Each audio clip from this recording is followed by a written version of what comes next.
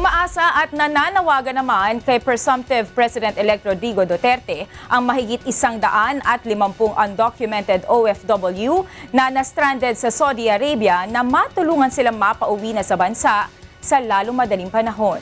Ito ang balita ni Eugene Bardoquillo. Mahigit 150 undocumented OFW na nasa talaan ng OFW Undocumented Legalization Through Amnesty o OPWLA ang humihingi ng ayuda kay President-elect Rodrigo Duterte na matulungan silang mapauwi na sa Pilipinas. Ito ang pinananawagan ni chairperson ng organisasyon na si Frederick Cornejo. Sa mga listahan po na nasa amin, umabot po lahat ito ng kulang-kulang na 200. Kasama na po dito ang mga mother and child natin na gustong-gusto na rin po nilang umuwi.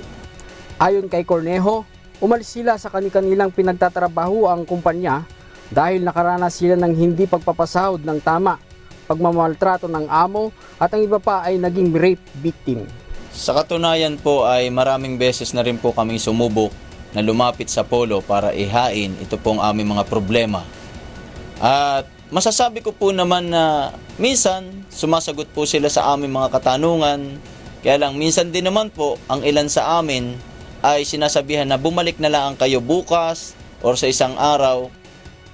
Sa pagkakahalal kay Duterte, umaasa si Cornejo at ang mga kasama niyang undocumented dito sa Saudi na matutulungan na silang mapauwi at makasama ang kanilang pamilya. Inihiling po namin sa inyo na sana po ipagkaloob mo sa amin ang kagyat, maramihan at libreng pagpapauwi. Yun lang po at maraming salamat. Sinisikap ng UNTV News Team na kunan ng pahayag ang Embahada ng Pilipinas sa Riyadh. Subalit hanggang ngayon ay wala pa itong ibinibigay na sagot kaugnay sa usaping ito.